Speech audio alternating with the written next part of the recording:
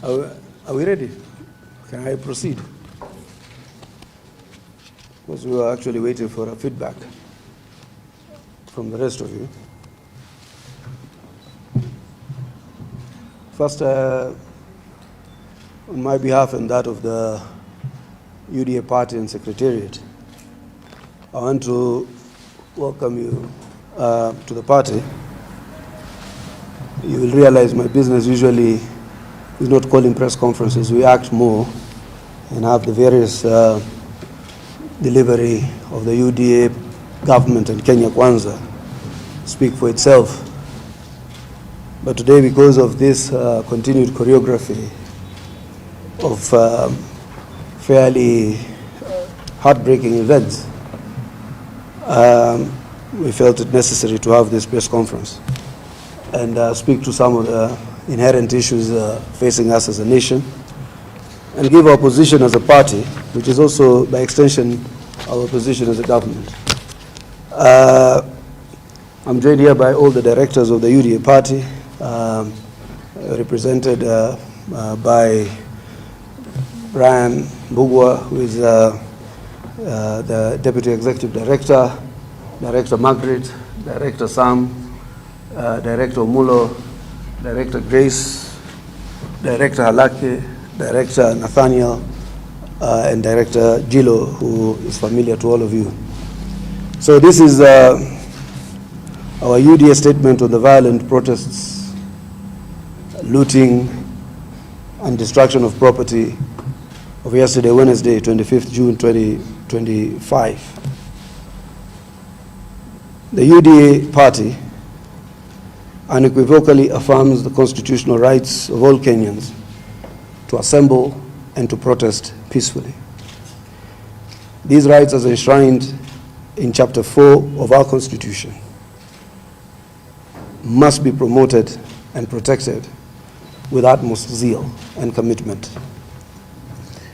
Equally though, the constitutional mandate of any government is to not only protect the rights of its citizens, but also preserve the political stability of the nation, where by creating an environment for the enjoyment of these rights.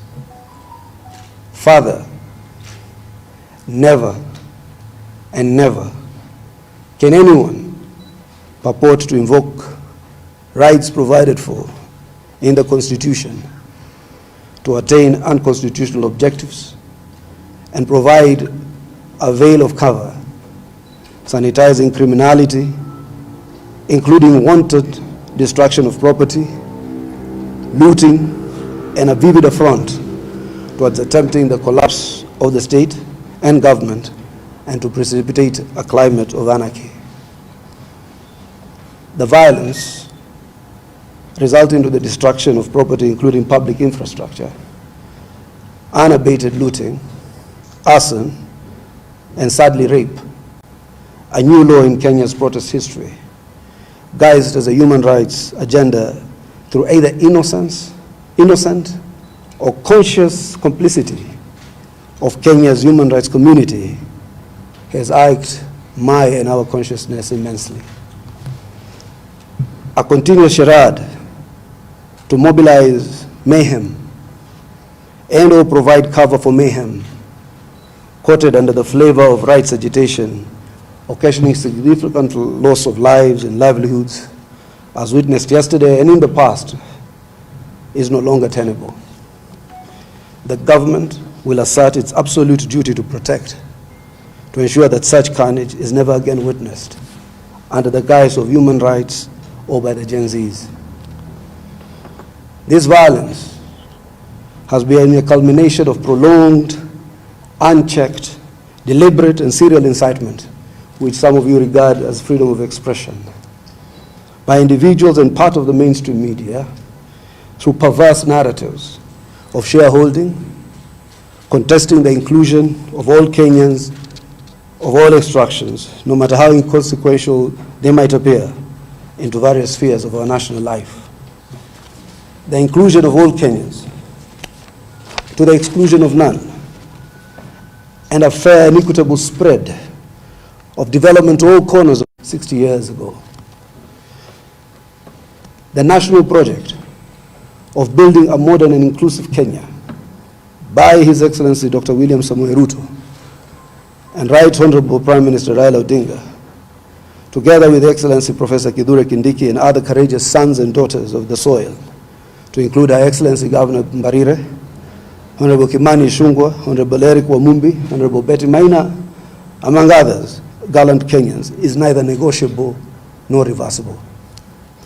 The coalition of the willing is a high calling of our leadership to eternally put to rest the injustices, inequalities, and the exclusion meted out by a combined 50 years of Kenya's ruling oligarchy. It is by no means a coincidence that the oligarchs and their collaborators who own Kenya's mainstream media not only oppose President Ruto's bid for president, but have deliberately attempted to undermine his transformative agenda with little success.